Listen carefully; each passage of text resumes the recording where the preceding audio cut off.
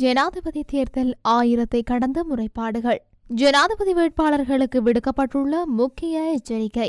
இந்தியாவால் நடத்தப்பட்ட ரகசிய கணக்கெடுப்பு மறக்கும் உயர்ஸ்தானிகர் ஆலயம். மக்களின் பாதுகாப்பு தொடர்பில் அரசாங்கத்திடம் கோரிக்கை விடுத்துள்ள கருத்தினால் அதிகரிக்கப்படவுள்ள உரமானியம் விவசாய அமைச்சு வெளியிட்ட மகிழ்ச்சியான அறிவிப்பு. அரசு ஓய்வூதியம் பெறாதவர்களுக்கு வழங்கப்படவுள்ள கொடுப்பனவு வெளியான அறிவிப்பு.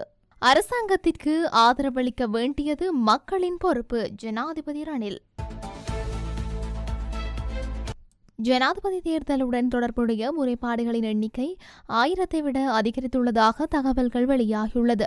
தேர்தல்கள் ஆணைக்குழு நேற்று வெளியிட்டுள்ள அறிக்கையில் இந்த விடயம் தெரிவிக்கப்பட்டுள்ளது. அதன்படி கடந்த ஜூலை 31 முதல் நேற்று முன்தினம் வரை 1052 முறைப்பாடுகள் கிடைத்துள்ளன. இந்த முறைப்பாடுகளில் வன்முறை சம்பவங்கள் குறித்து 4 முறைப்பாடுகளும், சட்டத்தினை மீறிய 1006 குற்றச்சாட்டுகளும், 42 வேறு முறைப்பாடுகளும் பதிவு செய்யப்பட்டுள்ளன. இதேவேளை நேற்று முன்தினத்தில் மாத்திரம் 127 முறைப்பாடுகள் பதிவாகியுள்ளதாக தேர்தல்கள் ஆணைக்குழு தெரிவித்துள்ளது. அவற்றில் வன்முறை சம்பவங்கள் தொடர்பில் 3 முறைப்பாடுகளும், தேர்தல் சட்டத்தினை மீறியமை குறித்து 105 முறைப்பாடுகளும், 19 வேறு முறைப்பாடுகளும் பதிவாகியுள்ளமை குறிப்பிடத்தக்கது. ஜனாதிபதி வேட்பாளர்கள் மக்களுக்கு உணவு, வாகனங்கள் அல்லது சிற்றுண்டிகளை வழங்கி விருந்துகளை நடத்துவது ஜனாதிபதி தேர்தல் சட்டத்தின்படி குற்றச்செயல் என குறிப்பிடப்பட்டுள்ளது. எனவே அவர்கள் அவ்வாறு செய்ய தடை விதிக்கப்பட்டுள்ளதாக தேர்தல்கள் அதிகாரி ஒருவர் நேற்று தெரிவித்துள்ளார். கடந்த காலங்களில் அரசியல் வேட்பாளர்கள் பிரச்சார நடவடிக்கையின் ஒரு பகுதியாக தங்கள் ஆதரவாளர்களுக்காக அடிக்கடி விருந்துகளை நடத்துவது வழக்கமாக இருந்தது. எனினும் அப்போது இந்த நடைமுறை பரவலாக விவாதிக்கப்படாமல் அல்லது குறிப்பிடத்தக்க பிரச்சனையாக கருதப்படாமல் இருந்தது. எனினும் அனுராதபுரத்தில் ஜனாதிபதி வேட்பாளர் ஒருவரால் அப்பகுதியில் உள்ள கல்வியாளர்கள் மற்றும் தொழில் நிபுணர்களுக்காக நடத்தப்படவிருந்த விருந்தொன்றை தேர்தல் அதிகாரிகள் தடுத்து நிறுத்துவதை அடுத்து புதிய விவாதம் ஒன்று எழுந்துள்ளது. இந்த விடயம் தொடர்பில் தேர்தல்கள் ஆணையாளர் சிந்தக குலரத்ன ஊடகம் ஒன்றிற்கு கருத்து தெரிவிக்கையில், ஜனாதிபதி தேர்தல் சட்டத்தின் பிரகாரம் இவ்வாறான செயற்பாடுகள் தூண்டுதலாக அமையும் எனவும், எனவே தேர்தலில் போட்டியிடும் வேட்பாளர்கள் இதுபோன்ற விடயங்களை முன்னெடுப்பதை தவிர்த்து கொள்ள வேண்டும். தேர்தல்கள் சட்டத்தின் 77வது பிரிவின்படி விருந்து உச்சரிப்புகள் அளிப்பது குற்றமாகும். வேட்பாளர்கள் தமது ஆதரவாளர்களுக்கு உணவு, பானம், குளிர்பானங்கள் அல்லது பரிசுகளை வழங்கக்கூடாது என தெரிவித்துள்ளார். தேசிய மக்கள் சக்தியின் ஜனாதிபதி வேட்பாளர் அனுரகுமார திசாநாயக்க எதிர்வரும் ஜனாதிபதி தேர்தலில் வெற்றி பெறுவார் என இந்திய புலனாய்வு பிரிவு தெரிவித்ததாக சமூக ஊடகங்களில் பரவிய செய்தியை கொழும்பில் உள்ள இந்திய உயர்ஸ்தானிகர் காரியாலயம் மறுத்துள்ளது.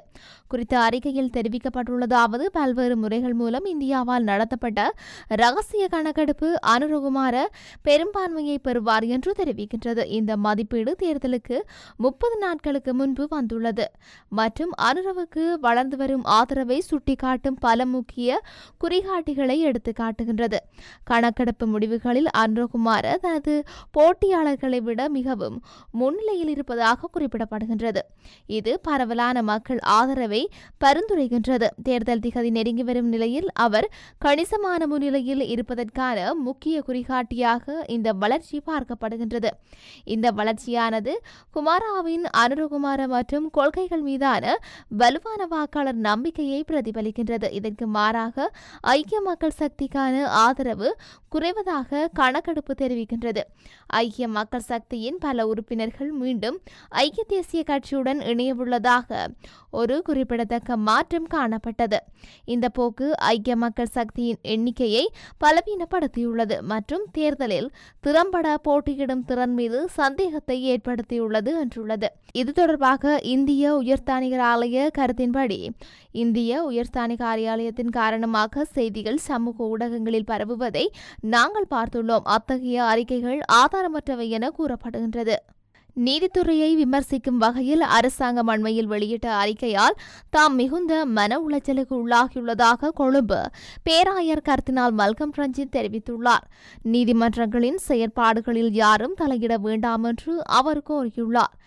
நீதிமன்ற சுதந்திரத்தின் அடிப்படையில் நீதிமன்றத்திற்கு வரும் வழக்குகளை விசாரித்து முடிவெடுக்கும் முழு சுதந்திரம் நீதிபதிகளுக்கு உள்ளது. எனவே ஒரு நீதிபதி ஒரு வழக்கை நடத்துவது அல்லது முடிவெடுப்பதில் எந்த வெளியாரும் அரசாங்கமோ அல்லது வேறு விதமாகவோ தலையிடவோ அல்லது குறுக்கிட முயற்சிக்கவோ கூடாது என்று கர்தினால் ரஞ்சித் அறிக்கை ஒன்றில் கேட்டுள்ளார்.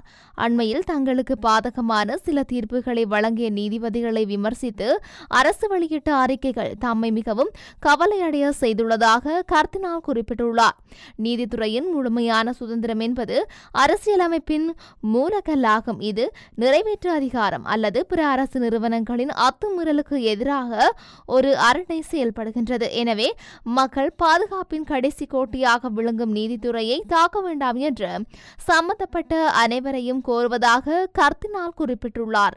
நாட்டில் உள்ள நெல் விவசாயிகளுக்கான உர மானியத்தை அதிகரிக்க அரசாங்கம் தீர்மானித்துள்ளதாக தகவல்கள் வெளியாகியுள்ளது. அடுத்த போகத்திலிருந்து உர மானியத்தை அதிகரிக்க தீர்மானிக்கப்பட்டுள்ளதாக விவசாய அமைச்சர் மஹிந்த அமரவீர தெரிவித்துள்ளார். அதன்படி ஒரு ஹெக்டேருக்கு வழங்கப்படும் 15,000 ரூபாயாக இருந்த உர மானியம் 25,000 ரூபாயாக அதிகரிக்கப்பட உள்ளது. இது தொடர்பான அமைச்சரவை பத்திரம் நேற்று அமைச்சரவையில் சமர்ப்பிக்கப்பட்டதாகவும் அதற்கு அங்கீகாரம் கிடைத்துள்ளதாகவும் தெரிவிக்கப்படுகின்றது. இலங்கையில் அரச ஓய்வூதியம் பெற்றவர்களுக்கு பங்களிப்பு ஓய்வூதியம் வழங்கும் திட்டத்தை சமூக பாதுகாப்பு சபை ஆரம்பித்துள்ளது. இதேவேளை ஒருவர் தமது சபையில் அங்கத்தவரானதன் பின்னர் அவருக்கான ஓய்வூதியம் தயாரிக்கப்படும் என அந்த சபையின் பொது முகாமையாளர் KS பிரசன்ன கடுவாரஜி தெரிவித்துள்ளார். அதன்படி எதிர்வரும் காலங்களில் அரச ஓய்வூதியம் பெறாதவர்களுக்கு பங்களிப்பு ஓய்வூதியம் வழங்கப்படும் நோக்கில் இந்த திட்டம் தயாரிக்கப்பட்டுள்ளதாக அவர் மேலும் குறிப்பிட்டுள்ளார். இது தொடர்பான மேலதிக தகவல்களை 0122886 அல்லது 07609540002 என்ற தொலைபேசி இலக்கங்களுக்கு அழைப்பு மேற்கொண்டு பெற்றுக்கொள்ள முடியும் என சமூக பாதுகாப்பு சபையின் பொது முகாமையாளர் அறிவித்துள்ளார். இதேவேளை அரசு ஓய்வூதியம் பெறுபவர்களின் கொடுப்பனவுகள் அதிகரிக்கப்படவுள்ளதாக அண்மையில் செய்திகள் வெளியாகியிருந்தமை குறிப்பிடத்தக்கது. நாட்டின் பொருளாதாரத்தை கட்டியெழுப்ப அரசாங்கம் ஆரம்பிக்கும் வேலை திட்டத்திற்கு ஆதரவளிக்க வேண்டியது மக்களின் பொறுப்பு என ஜனாதிபதி ரணில் விக்ரமசிங்க வலியுறுத்தியுள்ளார்.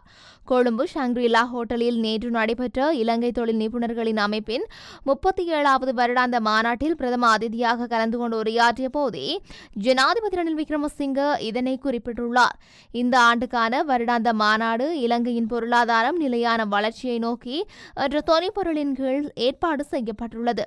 நிகழ்வில் கலந்து கொண்ட ஜனாதிபதி ரணில் விக்ரமசிங்கவிற்கு நினைவு பரிசும் வழங்கி வைக்கப்பட்டதுடன் இலங்கை தொழிலாளர் நிபுணத்துவ அமைப்பின் வருடாந்த சஞ்சிகையும் ஜனாதிபதிக்கு வழங்கி வைக்கப்பட்டது. இந்த நிகழ்வில் கருத்து தெரிவித்த ஜனாதிபதி மத்திய வங்கி ஆளுநர் நாட்டின் தற்போதைய பொருளாதார சூழலில் உக்கிரத்தன்மை தெளிவுபடுத்தினார். சர்வதேச நாணய நிதியத்துடன் நாம் செய்துள்ள ஒப்பந்தமே நெருக்கடியில் இருந்து மீள ஒரே வழி. இது எங்களுக்கு கணிசமான நிவாரணத்தை அளித்துள்ளது.